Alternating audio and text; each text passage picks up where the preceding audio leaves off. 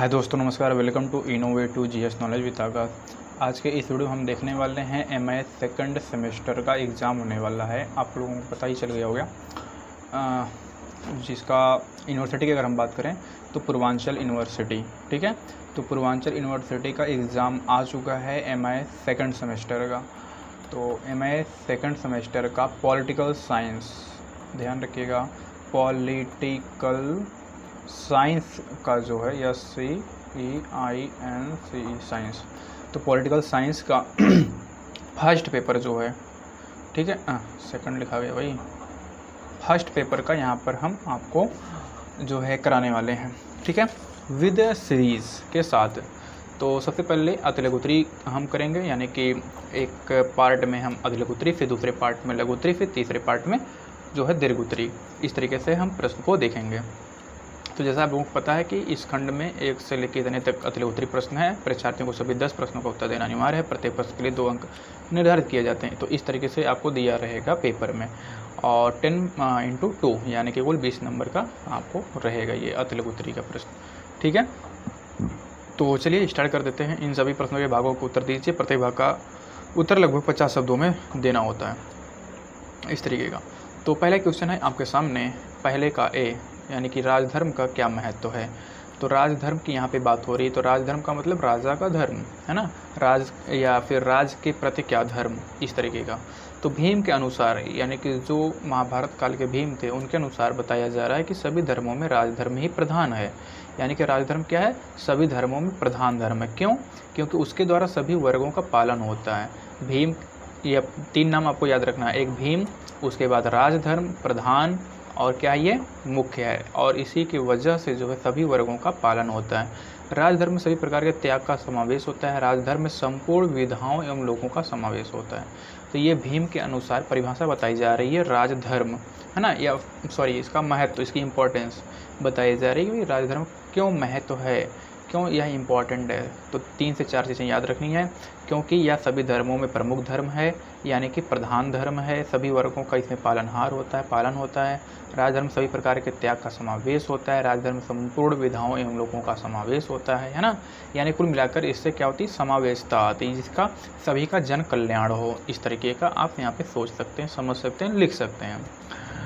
उसके बाद पहले का भी है, भीष्म पितामह द्वारा बताए गए राजा के कोई 2 कर्तव्य लिखे। तो भीष्म पितामह के द्वारा बताए गए जो कर्तव्य हैं, राजा को अपने सेवकों से हंसी मजाक नहीं करना चाहिए, उसे अनुशासित रहना चाहिए। राजा को राजधर्म का पालन करते हुए नीति से कार्य लेना चाहिए। यानी पहली चीज़ हो गई नीति से कार्य लेना, दूसरा क्या है, हंसी मजाक नहीं करना होता है राजा को। तो ये हो गया भीष्म पितामह ने राजा के कर्तव्य बताए हुए हैं। राज्य के 7 अंग कौन कौन से होते हैं। तो भैया राजा, मंत्री, मित्र, कोष, देश, दुर्ग और सेना, ये राज्य के 7 अंग माने गए हैं। राजा, मंत्री, मित्र, राजा, मंत्री, मित्र। उसके अच्छा देखिए, राज करने के लिए कौन होगा, राजा होगा, उसका सहायक कौन होगा, मंत्री होगा, मंत्री सहायक क्या होगा, मित्र होगा। और इन सब चीज़ों को रेगुलेट करने के लिए क्या चाहिए, अर्थव्यवस्था चाहिए, यानी कि कोष चाहिए। और ये सारे के सारे कोष कहाँ पर होंगे, देश में होंगे। देश कैसे घिरा रहेगा, दुर्ग से घिरा रहेगा। दुर्ग की रक्षा कौन करेगा, सेना करेगा। इस तरीके से आप इसको याद कर सकते हैं। राजनीति के 6 गुण बताइए। तो राजनीति के 6 गुण हैं, संधि, विग्रह, यान, आसन, द्वैधी भाव तथा समाश्रय। तो ये हो गए राजनीति के 6 गुण कि भैया ये चीज़ें होनी चाहिए। महाभारत में कितने प्रकार के दुर्गों का वर्णन मिलता है। तो महाभारत काल के आप देखेंगे तो भैया 6 प्रकार के दुर्ग का वर्णन मिलता है। जैसे मरु भूमि युक्त दुर्ग, मही दुर्ग और गिरि दुर्ग, ठीक है, मनुष्य दुर्ग, मृतिका दुर्ग, वन दुर्ग। तो मरु भूमि यानी कि जो मरुस्थल हो गया, मही दुर्ग हो गया, गिरि दुर्ग हो गया, मनुष्य दुर्ग हो गया, मृतिका दुर्ग हो गया और वन दुर्ग हो गया, यानी घेराबंदी। भीष्म ने विधि के कितने स्रोत बताए हैं। तो विधि के जो स्रोत बताए गए हैं वो देव सम्मत स्रोत हो गए, आर्य स्रोत हो गए, लोक सम्मत, संस्था सम्मत, ठीक है। इस तरीके से भीष्म के द्वारा विधि के स्रोत बताए गए हैं। भीष्म के अनुसार करारोपण का क्या सिद्धांत है। तो उसके अनुसार जो है भैया प्रजा परितुष्टि का सिद्धांत है, यथा मुक्त का सिद्धांत है, लाभ पर कर का सिद्धांत है, प्रजा रक्षण का सिद्धांत है, अधिक कर निषेध है, वेतन सिद्धांत, शनय शनय कर वृद्धि का सिद्धांत, यानी धीरे धीरे, शनय शनय धीरे धीरे। राज्य शासन के संबंध में भीष्म ने किन सिद्धांतों को आधार बनाया है। तो जो आधार बनाया गया वो क्षत्रिय का धर्म स्थापित नैतिक आदर्शों से स्वतंत्र है। हिंसा जीवन का कानून है। हिंसा क्या है, जीवन का कानून है, विशेष रूप से राजा के जीवन का। राज्य ही धर्म की नींव है और शासक व प्रजा के जीवन की सुरक्षा भी है। तो यहाँ तक हो गया ये कि आपका क्वेश्चन। अगला क्वेश्चन आता है कौटिल्य के अनुसार दुर्ग के प्रकार बताइए। तो कौटिल्य के अनुसार जो दुर्ग का प्रकार हो क्या है, औदिक दुर्ग और धानवन दुर्ग, उसके बाद वन दुर्ग, पर्वतीय दुर्ग, ये 4 प्रकार के दुर्ग बताए गए। औदिक दुर्ग क्या होता है, ऐसे दुर्ग चारों ओर, चारों यहाँ लिखा यहाँ पे हो जाएगा आपका चारों ओर, ठीक है, ये चीज़ें होंगी, यहाँ पे मिस प्रिंटिंग हुई है। चारों ओर क्या हो, पानी से घिरे होते हैं। अगर जो दुर्ग मतलब जो पानी से घिरा हुआ होता है उसे कहते हैं औदिक दुर्ग, तथा ये टापुओं के समान होते हैं। धानवन दुर्ग क्या होते हैं, ऐसे दुर्ग निर्जन मरुस्थलों में बनाए जाते हैं। धानवन दुर्ग क्या होते हैं, मरुस्थलों में बनाए जाते हैं। वन दुर्ग क्या होता है, ये वनों के मध्य में बनाए जाते हैं। पर्वतीय दुर्ग क्या होते हैं, ऐसे दुर्गों का निर्माण पर्वत के श्रेणियों के बीच में गुफाओं के रूप में किया जाता है। तो इस तरीके से आपने देख लिया कौटिल्य के अनुसार दुर्ग के प्रकार हो गए। अगला है कौटिल्य के अनुसार राज्य के 2 कार्य लिखिए। तो राज्य के 2 कार्य क्या हो गए, प्रजा का हित अथवा जन कल्याण का कार्य करना, शांति व सुव्यवस्था स्थापित करना। कौटिल्य के अनुसार राज्य के 2 कार्य हो गए। राज्य के 2 कार्य का मतलब राजा के 2 कार्य बताए गए हैं। अगला क्वेश्चन है कौटिल्य के अनुसार कानून के 4 मूल स्रोत कौन कौन से हो सकते हैं। तो भैया धर्म है यानी कि धर्मशास्त्र, अगला है व्यवहार, तीसरा है प्रजा, चौथा है न्याय। ये क्या है, कानून के जो है 4 मूल स्रोत हो गए। किसके अनुसार, कौटिल्य अनुसार, धर्म शास्त्र यानी धर्म, व्यवहार, प्रजा और न्याय। अगला है कौटिल्य के अनुसार गुप्तचरों के प्रकार बताइए। तो गुप्तचरों के कौन कौन से प्रकार होते हैं, कापाटिक, उदासिस्त, वैदेहन, सत्री, गृहपतिक, तापस, भिक्षुकी, रसद, तीक्ष्ण। ये सब क्या है, गुप्तचर के प्रकार है। भैया इतने प्रकार के गुप्तचर होने चाहिए किसी भी राजा के लिए या किसी भी राज्य में। अगला है कौटिल्य के सप्तांग सिद्धांत का वर्णन कीजिए। सप्तांग सिद्धांत क्या है, राजा, अधिकारी वर्ग, जनपद, राजकोष, दुर्ग, दंड विधान, राजा के मित्र, ये सब क्या है, कौटिल्य के अनुसार बताए गए सप्तांग सिद्धांत है। ये छोटी छोटी चीज़ें हैं, ये कौटिल्य से जरूर क्वेश्चन जो है आएगा, इसको पढ़कर जाइएगा, एक बार जरूर सुन लीजिएगा, ठीक है, डबल स्पीड में 2x करके। अगला क्वेश्चन है अर्थशास्त्र, यानी कि जो कौटिल्य की किताब है, बुक है या ग्रंथ है। कौटिल्य का अर्थशास्त्र राजनीति और शासन कला की एक महान रचना मानी गई है। यह राजनीति संबंधी एक अत्यंत महत्वपूर्ण ग्रंथ है जिसमें राजनीति के सैद्धांतिक व व्यवहारिक दोनों पक्षों का समुचित विवेचन किया गया है।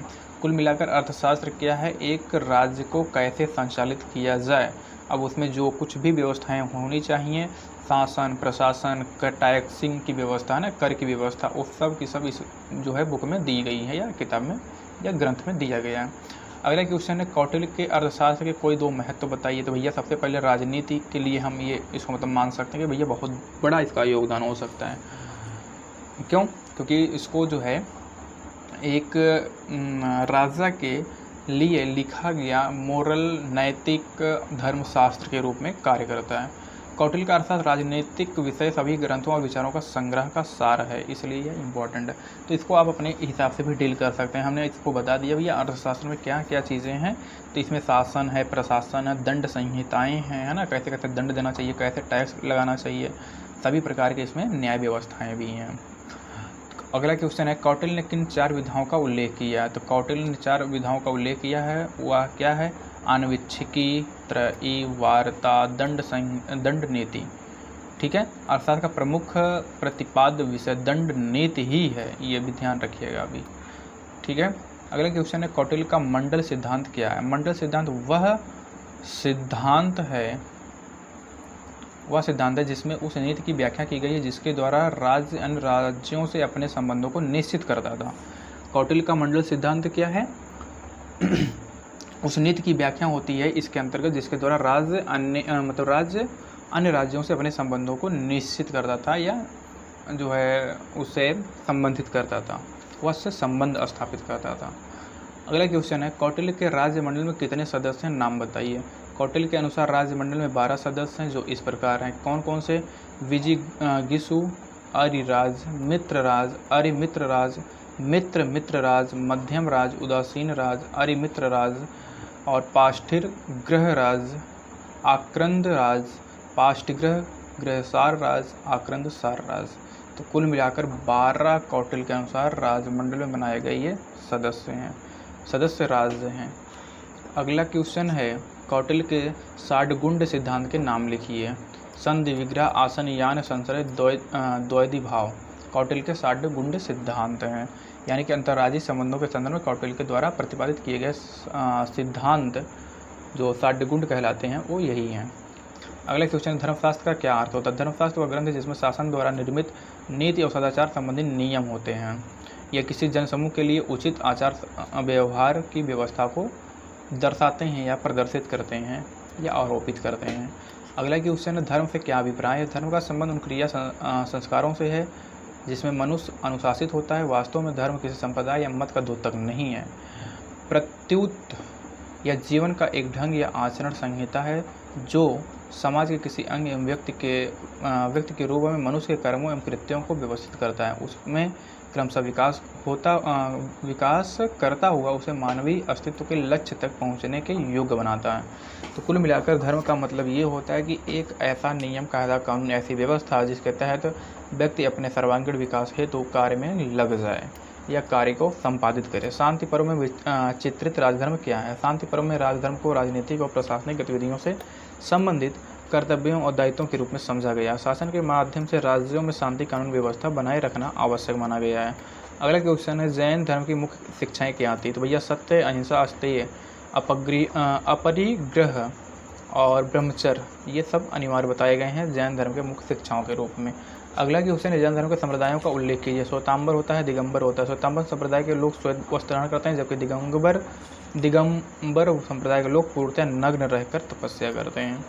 बौद्ध धर्म के 4 आर्य सत्य बताइए। तो दुख है, दुख समुदाय, दुख निरोधगामिनी प्रतिपदा। ठीक है, ये 4 आर्य सत्य बताए गए। अगला है, जैन धर्म के त्रिरत्नों का वर्णन कीजिए। त्रिरत्न है सम्यक दर्शन, सम्यक ज्ञान, सम्यक चरित्र। सम्यक दर्शन मतलब जैन तीर्थंकरों और उनके उपदेशों में दृढ़ विश्वास ही सम्यक दर्शन कहलाता है या श्रद्धा कहलाता है। ठीक है, सम्यक ज्ञान का मतलब है जैन धर्म एवं उसके सिद्धांतों का ज्ञान ही सम्यक ज्ञान कहलाता है। जो कुछ भी, अगला है सम्यक चरित्र, जो कुछ भी जाना जा चुका है और सही माना जा चुका उसे कार्य रूप में परिणत करना ही सम्यक चरित्र है। ठीक है, पहले किसी चीज़ को समझो, उसका ज्ञान प्राप्त करो, फिर जो ज्ञान प्राप्त हो जाए उसी को रेगुलेट कर दो। ये हो गया जैन धर्म के त्रिरत्न।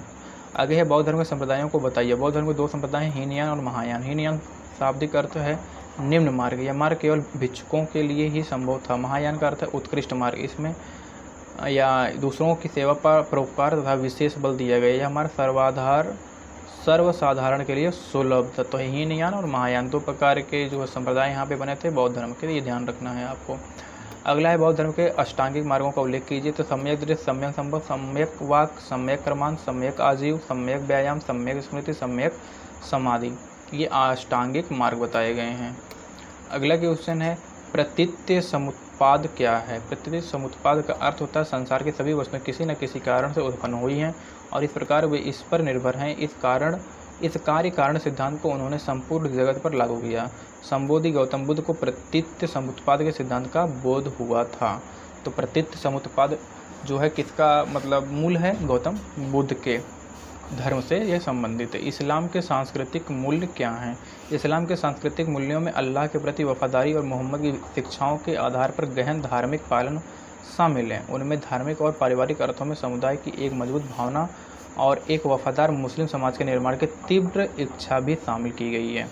अगला क्वेश्चन है, इस्लामी संस्कृति की मूल अवधारणा क्या है? इस्लामी संस्कृति बुनियादी अवधारणाओं में एक अल्लाह की इबादत करना, कुरान के नियमों का पालन करना, स्वर्गीय जीवन के लिए प्रयास करना शामिल है।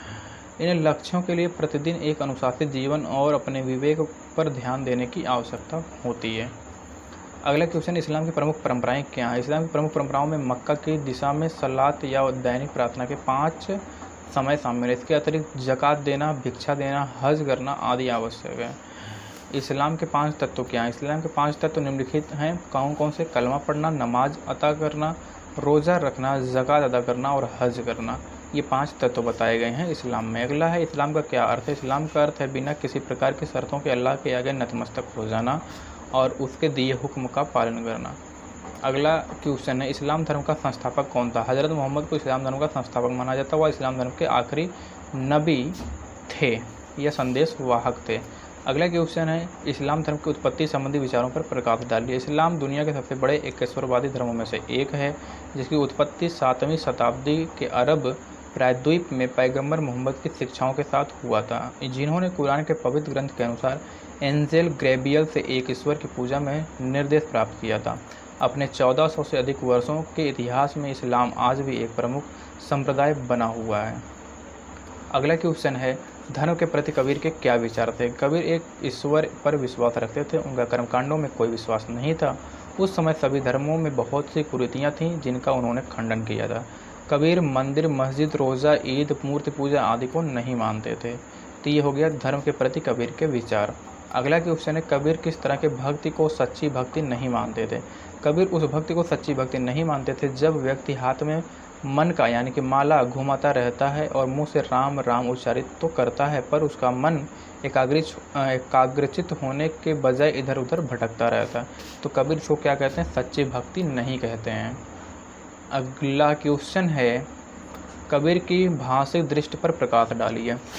कबीर की भाषिक दृष्टि उनके समाज दर्शन के संदर्भ में एक उपलब्धि है। उनकी भाषा में सामाजिक सहकारों से गहरा जुड़ाव लक्षित होता है और कहीं भी वह भावधारा में इतने नहीं बह जाते हैं कि ठोस संवेदन धरातल से विचलित हों। उनकी संवेदना का धरातल ठोस है और सशक्त तर्क शक्ति पद्धति पर आधारित है। अगला क्वेश्चन, राजा राम मोहन राय के सामाजिक सुधारों के प्रयासों को संक्षेप में बताइए। पुनरोदय यानी कि पुनर्जागरण के बाद बात हो रही है ना। पुनर्जागरण के बाद आधुनिक भारतीय चिंतन का प्रारंभ राजा राम मोहन राय से माना जाता है। इन्होंने ब्रह्म समाज की स्थापना यानी कि 1828 के माध्यम से भारतीय जनजीवन में व्याप्त अंधविश्वासों तथा सामाजिक कुरीतियों को दूर करने का प्रयास किया था। इनके प्रयास से बेंटिंग ने सती प्रथा को अवैध घोषित कर दिया था। वेंटिंग जिसे कहते हैं या बेंटिंग कहते हैं, लॉर्ड माउंट बेंटिंग, इसको क्या कर दिया था? सती प्रथा को अवैध घोषित कर दिया था। तो इन्हीं का ये योगदान था। अगला क्वेश्चन, राजा राम मोहन राय के व्यक्तिगत स्वतंत्रता संबंधी विचार क्या थे? राजा राम मोहन राय व्यक्तिगत स्वतंत्रता के समर्थक थे। ठीक है, कहाँ गया भाई? मेरी पेन नहीं चल रही है, 1 मिनट।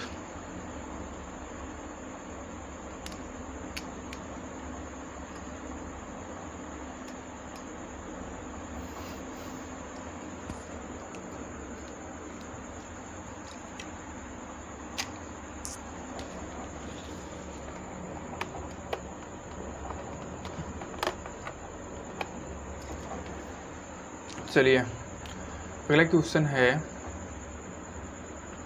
क्या थे? राजा राम मोहन राय व्यक्तिगत स्वतंत्रता संबंधी विचार क्या थे? तो ये क्या थे? व्यक्तिगत स्वतंत्रता के समर्थक थे। उनका विश्वास व्यक्ति की स्वतंत्रता, स्वायत्तता और समानता में था। वे कार्य और विचार दोनों की स्वतंत्रता के समर्थक माने गए थे। अगला क्वेश्चन, राजा राम मोहन राय के द्वारा किन समाचार पत्रों का प्रकाशन किया गया था? या राजा राम मोहन राय द्वारा संपादित समाचार पत्रों के नाम बताइए। प्रेस की स्वतंत्रता के प्रति राजा राम मोहन राय का विशेष आकर्षण था। उन्होंने ब्रह्मनिकल मैगजीन यानी कि ब्रह्मनिकल मैगजीन, संवाद कौमुदी, मिरात उल अखबार तथा बंगदूत नामक समाचार पत्रों का प्रकाशन किया था। ठीक है, अगला क्वेश्चन है, राजा राम मोहन राय के महिला संबंधी विचार क्या थे? तो महिला संबंधी विचार क्या थे, आइए देख लेते हैं। राजा राम मोहन राय ने बाल विवाह का विरोध किया था। उन्होंने विधवा विवाह का समर्थन किया तथा सती प्रथा का प्रबल विरोध किया। उन्हीं के प्रयत्नों के परिणामस्वरूप 1829 में तत्कालीन governor general Lord William Bentinck ने सती प्रथा का अवैध रूप अवैध घोषित कर दिया था। अगला क्वेश्चन है, राजा राम मोहन राय को आधुनिक भारत का जनक क्यों कहा जाता है? राजा राम मोहन राय नए युग के अग्रदूत थे। उन्होंने धार्मिक, सामाजिक, आर्थिक, राजनीतिक आदि क्षेत्रों में जो विचार समाज को दिए, इसी कारण को आधुनिक भारत का निर्माणकर्ता तथा अग्रदूत कहा जाता है। अगला क्वेश्चन, नारी शिक्षा संबंधी राजा राम मोहन राय के विचार क्या आते हैं? नारी उत्थान तथा कल्याण जो कि राजा जी के समाज सुधार के केंद्र थे। राजा जी मतलब राजा राम मोहन राय, उनके निमित्त उन्होंने स्त्री शिक्षा की आवश्यकता पर सबसे अधिक बल दिया था। वे समाज में स्त्री तथा पुरुषों के समान स्थिति प्रदान करने के पक्ष लेते थे। अगला क्वेश्चन, सर सैयद अहमद खान ने किसकी स्थापना की थी? तो सर सैयद खान ने 1875 में अलीगढ़ में मोहम्मडन एंग्लो ओरिएंटल कॉलेज की स्थापना की थी। सर सैयद अहमद खान के द्वारा 1875 में अलीगढ़ में मोहम्मडन एंग्लो ओरिएंटल कॉलेज की स्थापना की थी। वे एक दार्शनिक, इस्लामी सुधारक तथा मुस्लिम राष्ट्रवाद के प्रणेता थे। अगला क्वेश्चन, सर सैयद अहमद का 2 राष्ट्र सिद्धांत क्या है? 2 राष्ट्र सिद्धांत इस परिकल्पना पर आधारित है कि मुसलमान धार्मिक, सांस्कृतिक, सामाजिक और दैनिक जीवन के मामले में हिंदू से भिन्न है और उन्हें एक स्वतंत्र मुस्लिम राज्य की स्थापना करनी चाहिए जिसमें वे अपनी पहचान के साथ स्वतंत्र रूप से जी सकें। ये 2 राष्ट्र सिद्धांत बताता है सर सैयद अहमद जी का। अगले क्वेश्चन, अलीगढ़ आंदोलन का प्रारंभ किसने और कब किया था? इसका मूल उद्देश्य क्या था? अलीगढ़ आंदोलन का प्रारंभ सर सैयद अहमद खान ने 1864 में किया था। इसका मूल उद्देश्य मुस्लिम समुदाय के सामाजिक, राजनीतिक और शैक्षिक पहलुओं पर सुधार करना था। अगला क्वेश्चन है, सर सैयद अहमद खान के शिक्षा में सुधारों का मुख्य उद्देश्य क्या था? सर सैयद अहमद खान के जीवन का सर्वोच्च उद्देश्य शिक्षा प्रसार कर उसके व्यापकतम अर्थों में करना था। उन्होंने अखिल भारतीय मुस्लिम शैक्षिक सम्मेलन की स्थापना की, जिसने इस भावना को पुनर्जीवित किया था। अगला क्वेश्चन है, ज्योतिबा फुले को महात्मा की उपाधि किसने दी थी? तो ज्योतिबा फुले को महात्मा की उपाधि समाज सुधारक विठ्ठलराव कृष्ण वंडेकर ने दी थी, या वडेकर ने दी थी, दोनों नाम इनको कहा जाता है या बुलाया जाता है। अगला क्वेश्चन है, ज्योतिबा फुले ने किन सामाजिक बुराइयों का मुकाबला किया था? तो ज्योतिबा फुले ने अस्पृश्यता और जाति व्यवस्था जैसे सामाजिक बुराइयों का मुकाबला किया था तथा महिला सशक्तिकरण और बालिकाओं की शिक्षा को बढ़ावा दिया था। अगला क्वेश्चन है, सत्यशोधक समाज की स्थापना कब और किसने की थी? सत्यशोधक समाज की स्थापना ज्योतिबा फुले ने 24 सितंबर 1873 को की थी। इसका उद्देश्य शूद्र एवं अस्पृश्य जाति के लोगों को विमुक्त करना था। अगला क्वेश्चन है, डॉक्टर बी आर अम्बेडकर का जन्म कब और कहाँ हुआ था? डॉक्टर बी आर अम्बेडकर का जन्म 14 अप्रैल 1891 को मध्य प्रदेश के महू में हुआ था। अगला क्वेश्चन है, अम्बेडकर ने किन बुराइयों के लिए जीवन भर संघर्ष किया था? महार परिवार में जन्मे अम्बेडकर ने अस्पृश्यता जैसी सामाजिक बुराइयों को मिटाने तथा दलितों और अनेक अन्य सामाजिक रूप से पिछड़े वर्गों के अधिकारों के लिए जीवन भर संघर्ष किया था। अगला क्वेश्चन है, संविधान सभा की प्रारूप समिति के अध्यक्ष कौन थे? तो डॉक्टर भीमराव अम्बेडकर थे। पेरियार ने किन बातों पर बल दिया था? पेरियार ने तर्कवाद, आत्मसम्मान और महिला अधिकार जैसे मुद्दों पर जोर दिया था। उन्होंने जाति प्रथा का घोर विरोध भी किया था। अगला क्वेश्चन, आत्मसम्मान आंदोलन कब और किसके द्वारा कहाँ प्रारंभ किया गया था? आत्मसम्मान आंदोलन वर्ष 1925 में पेरियार द्वारा दक्षिण भारत में प्रारंभ किया गया था। अगला क्वेश्चन है, वेदों की ओर लौटों की प्रेरणा किसने दी थी? तो दयानंद सरस्वती ने दी थी। हिंदू धर्म के पुनरुत्थान हेतु स्वामी दयानंद सरस्वती का उद्देश्य क्या था? स्वामी दयानंद सरस्वती का प्रमुख उद्देश्य था समाज सुधार का। वे धार्मिक अंधविश्वास, मूर्ति पूजा, निरर्थक कर्मकांड, जातिवाद, सांप्रदायिकता, बाल विवाह आदि सामाजिक बुराइयों के घोर विरोधी थे। वे जीवन भर इन बुराइयों से समाज को मुक्त करने के लिए संघर्ष करते रहे। अगला क्वेश्चन है, आर्य समाज की स्थापना कब और किसने की थी? तो आर्य समाज की स्थापना 1875 में दयानंद सरस्वती के द्वारा की गई थी। अगले क्वेश्चन, स्वामी दयानंद सरस्वती को भारत का मार्टिन लूथर किंग क्यों कहा जाता है? स्वामी दयानंद सरस्वती को भारत का मार्टिन लूथर किंग इसलिए कहा जाता है क्योंकि उन्होंने पहली बार अपने लेखन के माध्यम से स्वशासन की मांग उठाई गई। अगला क्वेश्चन है, गांधी जी का सत्याग्रह दर्शन क्या था? गांधी जी का सत्याग्रह दर्शन सत्य के सर्वोच्च आदर्श से उत्पन्न हुआ था। उनका सत्याग्रह सिद्धांत अत्यंत सरल सिद्धांत था। उनका सत्याग्रह शब्द सत्य और आग्रह दो शब्दों से मिलकर बना है, जिसका अर्थ होता है सत्य के लिए अडिग रहना। अगला क्वेश्चन है, गांधी के स्वदेशी आंदोलन संबंधी विचार बताइए। धार्मिक क्षेत्र में वंशानुगत धर्म का पालन करना गांधी जी के स्वदेशी आंदोलन का प्रमुख अंग था। दूसरा है, राजनीतिक क्षेत्र में देश की राजनीतिक संस्थाओं के प्रति श्रद्धा रखना गांधी जी के स्वदेशी आंदोलन का राजनीतिक पक्ष था। ठीक है। अगला क्वेश्चन है, स्वदेशी आंदोलन के किन्हीं दो विशेषताओं का वर्णन कीजिए या उल्लेख कीजिए। गांधी जी का मत था कि स्वदेशी का अर्थ देश के प्रति भक्ति, प्रेम और श्रद्धा की भावनाओं से जनता को प्रेरित करना। स्वदेशी आंदोलन में गांधी जी इस बात पर बल देते थे कि प्रत्येक व्यक्ति को अपनी वंश परंपरा से चले आए धार्मिक विश्वासों में विश्वास रखना चाहिए। अगला क्वेश्चन है, गांधी जी ने अहिंसा संबंधी कितनी अवस्थाएं बताई हैं? तो जागृत अहिंसा, औचित्यपूर्ण अहिंसा, कायरों की अहिंसा, इस प्रकार से 3 प्रकार के जो है गांधी जी के अहिंसा बताए गए हैं। अगला क्वेश्चन है, सत्याग्रही के किन्हीं 2 गुणों का उल्लेख कीजिए। गांधी जी का मत है कि एक सत्याग्रही को ईश्वर की सत्ता में अटूट विश्वास होना चाहिए। गांधी जी का विश्वास है कि एक सत्याग्रही को आध्यात्मिक पवित्रता बनाए भी रखनी चाहिए। अगला क्वेश्चन है, गांधी जी के 2 आर्थिक विचारों को लिखिए या बताइए। गांधी जी का मत है कि वह अर्थशास्त्र जो नैतिक मूल्यों की उपेक्षा व अवहेलना करता है वह झूठा है। गांधी जी के अनुसार वह अर्थशास्त्र जो कुबेर की उपासना सिखाता है और दुर्बल के मूल्य पर सबल के धन बटोरने का समर्थन करता है, एक झूठा और हीन अर्थशास्त्र है। समाजवाद और गांधीवाद में 2 अंतर बताइए। समाजवाद का प्रेरणा स्रोत भौतिक व आर्थिक विषमता है, किंतु गांधी जी के समाजवाद का मूल आधार आध्यात्मिकता है। अगला है, समाजवाद राज्य समाजवाद में विश्वास करता है, किंतु गांधीवाद राज्य का हस्तक्षेप कम से कम चाहता है। अगला है, राज दर्शन को गांधीवाद की कोई 2 देन बताइए। गांधी जी ने बाह्य स्वतंत्रता का ही पक्ष नहीं लिया, अपितु उनका राज दर्शन में यह भी योगदान रहा है कि उन्होंने नागरिकों की आत्म सुधार के लिए प्रेरणा दी है। गांधी जी के राज दर्शन में स्वतंत्रता का सही अर्थ जीवन का सर्वांगीण विकास करना है। अगला है, गांधी जी का धर्म स्वभाव क्या है। गांधी जी का मत है कि विश्व के सभी धर्म समान हैं, हमें किसी भी धर्म से घृणा नहीं करनी चाहिए, इसलिए सर्वधर्म संभाव रखना ही व्यक्ति का सर्वोत्तम नैतिक गुण होना चाहिए या होता है। गांधी जी का सत्य संबंधी अवधारणा या विचार क्या थी। गांधी जी के अनुसार सत्य के 2 रूप हैं। सत्य का प्रथम रूप है सापेक्ष सत्य या स्थूल सत्य, जिसका अनुभव मनुष्य को देश, काल व परिस्थिति के अनुसार होता है, तथा दूसरा रूप है निरपेक्ष सत्य, जो पूर्ण सर्वव्यापक, असीमित व काल तथा दिशाओं से परे है। पूर्ण सत्य को गांधी जी ईश्वर कहते थे। अगला क्वेश्चन है, अहिंसावादी के चरित्र की 2 विशेषताएं बताइए।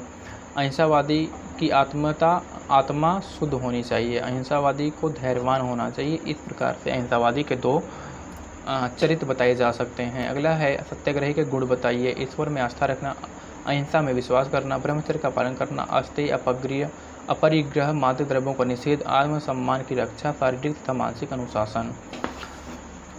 अगला है, गांधी जी का ट्रस्टीशिप का सिद्धांत क्या है। तो गांधी जी का ट्रस्टीशिप या संरक्षकता का सिद्धांत, ट्रस्टीशिप सिद्धांत के अंतर्गत महात्मा गांधी का मत था कि जमींदार और पूंजीपतियों को अपनी योग्यता और अपनी पूंजी को अपने हितों के लिए प्रयोग न करके निर्धनों के हितों के लिए प्रयोग करना चाहिए। यदि वे लोग ऐसा नहीं करते तो असहयोग का अस्त्र निर्धन जन को अपनाना चाहिए। परंतु यदि पूंजीपति फिर भी संरक्षक के रूप में कार्य न करें तो शासन द्वारा उनके उद्योगों को अपने हाथ में ले लेना चाहिए। कुल मिलाकर CSR की यहाँ भी बात की जा रही है, यानी कि सोशल रिस्पॉन्सिबल क्या कहते हैं यार उसको, सोशल कारपोरेट वाला जो सिद्धांत आता है, यानी कि जितने भी कारपोरेट हैं वो क्या करेंगे, कुछ न कुछ अपना भाग जो है दान करेंगे, है ना। कारपोरेट सोशल रिस्पॉन्सिबल, ये चीज़ें होती हैं CSR।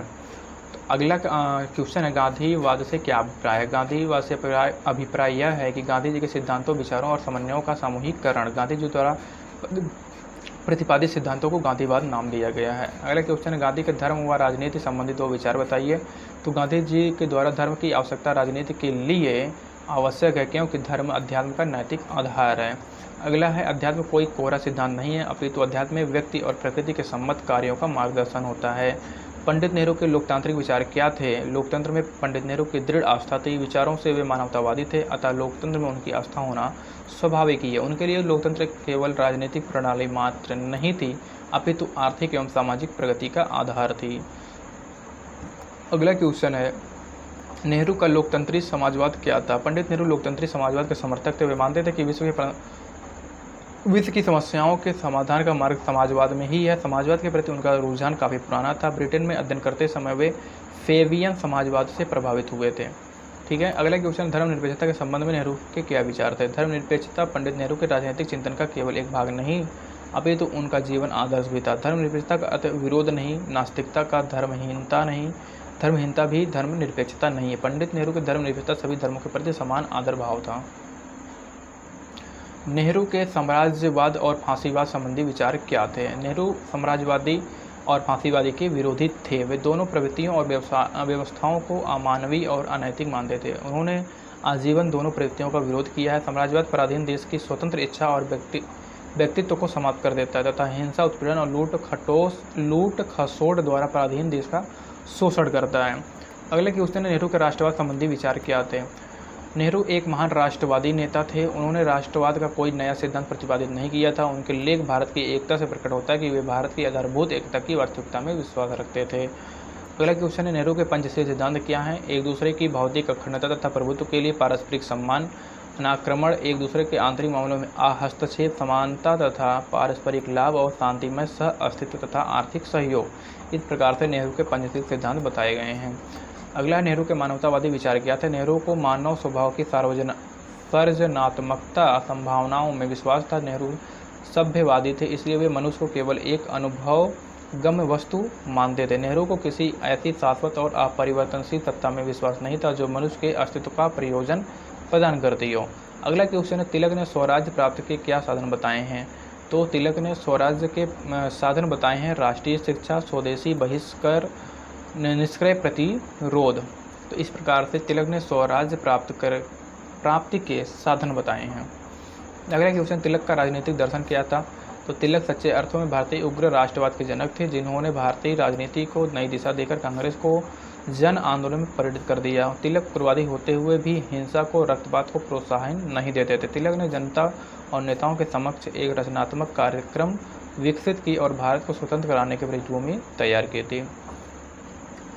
तिलक के जीवन का मुख्य उद्देश्य क्या था। अगला क्वेश्चन है, तिलक के जीवन का मुख्य उद्देश्य क्या था। तो तिलक के जीवन में उनका मुख्य उद्देश्य भारत की राजनीतिक दासता से मुक्ति करना और इस दिशा में एक व्यवहारिक राजनीतिक नेता के रूप में उनके कार्यकलाप रहे, उनकी चिंतन धारा रही है। अगला क्वेश्चन है, तिलक ने राष्ट्रवादी विचार क्या थे? तिलक के राष्ट्रवादी विचार क्या थे? तिलक का राष्ट्रवाद अंशतया पुनरुत्थानवादी और पुनर्निर्माणवादी था। उन्होंने वेदों और गीता से आध्यात्मिक शक्ति एवं राष्ट्रीय उत्साह ग्रहण करने का संदेश दिया और बताया कि भारत की प्राचीन परंपराओं के आधार पर ही आज भारत के लिए स्वस्थ राष्ट्रवाद की स्थिति को प्राप्त किया जा सकता है। अगला क्वेश्चन है, राजनीति के क्षेत्र में तिलक की सबसे बड़ी देन क्या थी? राजनीति के क्षेत्र में तिलक की सबसे बड़ी देन स्वराज का विचार था। 1961 में उन्होंने समूचे भारत को यह मंत्र दिया था कि स्वराज हमारा जन्मसिद्ध अधिकार है। स्वराज का शब्दार्थ होता है अपना राज। अगला क्वेश्चन है, वर्ण व्यवस्था के संबंध में तिलक के क्या विचार थे? तो तिलक हिंदू होने पर वर्ण व्यवस्था में तो विश्वास करते थे, परंतु वे वर्ण व्यवस्था को आंतरिक प्रकृति जन्य मानते थे। साथ ही वे ऊंच नीच में विश्वास नहीं करते थे। वे सभी वर्णों को समान मानते थे और छुआछूत के सख्त विरोधी थे। अगला क्वेश्चन है, राष्ट्रीय शिक्षा के संबंध में तिलक के 2 विचार बताइए। राष्ट्रीय शिक्षा के संबंध में तिलक के विचार, पहला है, शिक्षा व्यवस्था ऐसी होनी चाहिए जिसका लाभ जन सामान्य भी उठा सके तथा निर्धन व्यक्ति इससे वंचित न रहे। दूसरा है, तिलक के अनुसार शिक्षा व्यक्ति के व्यक्तित्व के विकास तथा उसके चरित्र निर्माण का सुदृढ़ आधार बने। अगला क्वेश्चन, राजनीति के प्रति तिलक का क्या दृष्टिकोण था? तो तिलक को सत्य रूप में आधुनिक भारत का कौटिल कहा जाता है। तिलक जी ने अपने काल में समस्याओं से निपटने के लिए यथार्थवादी दृष्टिकोण को अपनाया था। उनका कहना था, महापुरुष सामान्य नैतिक सिद्धांतों के ऊपर होते हैं। अगला क्वेश्चन है, तिलक द्वारा लिखित महत्वपूर्ण रचनाओं के नाम लिखिए। The Arctic home of the Vedas, Gita, Rahasya तथा ओरियो। गीता, रहस्य तथा ओरियो इस प्रकार के तिलक के द्वारा लिखे गए प्रमुख रचनाएं हैं। अगला क्वेश्चन है, तिलक के चतुर सूत्री योजना के मुख्य तत्व क्या हैं? राष्ट्रीय शिक्षा, स्वदेशी बहिष्कार और निष्क्रिय प्रतिरोध। यही जो है स्वराज प्राप्त करने के भी साधन बताए गए हैं तिलक के द्वारा। अगला क्वेश्चन है, एम.एन. रॉय का नवीन मानववाद का ध्येय क्या था? तो ये सब क्वेश्चन हमको लगता नहीं आएगा। राय ने स्वतंत्रता के क्या क्या आधार बताए हैं? तो ये हो सकता है आ जाए। तो ये जानिए कि मानववाद, व्यक्तिवाद और विवेकवाद। राय के अनुसार सच्चे लोकतंत्र की रक्षा कैसे की जा सकती है? तो सच्चे लोकतंत्र की रक्षा करनी है अगर, तो भैया दल रहित बनाना होगा और सार्वजनिक मामलों में प्रशासन के जन साधारण को अधिकाधिक भाग लेना होगा। राय ने अपने इस प्रकार के लोकतंत्र का नाम संगठित लोकतंत्र रखा है, यानी कि संगठन बनाकर आगे बढ़ना। राय के आर्थिक विचार क्या थे? तो राय का आर्थिक विचार क्या था भैया? औद्योगिकीकरण था, भौतिक समृद्धि थी, है ना, आंतरिक व्यापार को बढ़ाना था, यानी कि आयात को कम करना, निर्यात को बढ़ाना था। इस तरीके से आप कर सकते हैं। अगला, राय के गांधीवाद के प्रति कैसा विचार था? तो वह जो है सामाजिक समन्वय का सिद्धांत यानी कि व्यवहारिक मानते थे। उन्होंने गांधी के विरुद्ध अभियान तीव्र किया था और राय कांग्रेस में रहे, लेकिन गांधी से कतई संतुष्ट नहीं थे। तो गांधी प्रति इनका एक नकारात्मक विचार रहा है, तो ये ध्यान रखिएगा। अगला है, राय के 2 मार्क्सवादी विचार क्या थे? तो राय के अनुसार मार्क्स की उदार प्रवृत्ति रुचिकर थी और जिसने मार्क्स के संसार को शोषित कर पीड़ित वर्ग का हितैषी बनाया था, है ना। राय मार्क्सवाद को वैज्ञानिक पद्धति के प्रशंसक मानते थे और उससे कट्टरपंथ का रूप देना उन्हें रुचिकर नहीं था, है ना। हालांकि उसकी बातों को मानते थे, फॉलो करते थे, बट उसको कट्टरपंथ का रूप नहीं देना चाहते थे। मानवेंद्र राय, अंतर्राष्ट्रीयवाद पर राय के क्या विचार थे? ये सारी चीज़ें नहीं आएंगी। और सर्वोदय का क्या अर्थ ये हो सकता है? सर्वोदय का अर्थ सभी है, का अर्थ ये है कि भैया कल्याण करना। समाज किसी भी एक वर्ग का नहीं, सर्वोदय का अर्थ होता है सभी लोगों का कल्याण, है ना। और यहाँ से ये चीज़ें आएंगी, ठीक है। लोहिया के सप्त क्रांतियों को बताइए। सप्त क्रांति क्या क्या हैं लोहिया जी के? तो स्त्री पुरुष समानता को स्वीकृति, जाति आधारित असमानता का समाप्ति, रंग भेद आधारित असमानता की समाप्ति, विदेशियों द्वारा दमन की समाप्ति, आर्थिक असमानताओं का विरोध, व्यक्तिगत अधिकारों के अतिक्रमण का विरोध, युद्ध शस्त्रों के विरुद्ध सत्याग्रह, ठीक है। और अभिनव भारत सोसाइटी की स्थापना किसने की थी? तो ये ध्यान रखिएगा, अभिनव भारत सोसाइटी की स्थापना वी.डी. सावरकर ने 1904 में की थी। तो ये ध्यान रखिए। इसका मुख्य उद्देश्य भारत की आज़ादी के लिए संघर्ष कर रहे क्रांतिकारियों और राजनीतिज्ञों को एक मंच पर इकट्ठा करना। और अगला ये है, वीर सावरकर कुछ प्रमुख कार्यों पर प्रकाश डाली है। वे पहले भारतीय थे जिन्होंने पूर्ण स्वतंत्रता की मांग की थी। वे ऐसे भारतीय राजनीतिज्ञ थे जिन्होंने सर्वप्रथम विदेशी वस्त्रों की होली जलाई थी।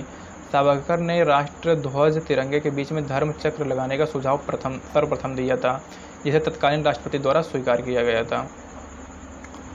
और इसके बाद इकबाल का खुद ही का सिद्धांत, ये सारी चीज़ें नहीं आएंगी। ठीक है, किसके अनुसार एकात्म मानववाद एक वर्गहीन, जातिहीन और संघर्ष मुक्त सामाजिक व्यवस्था है?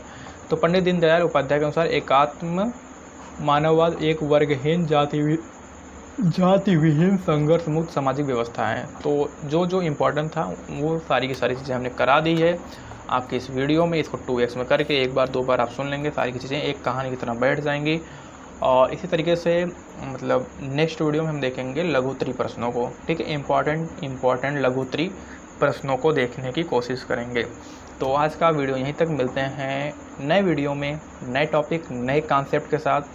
तब तक लिए नमस्कार, जय हिंद, वंदे मातरम।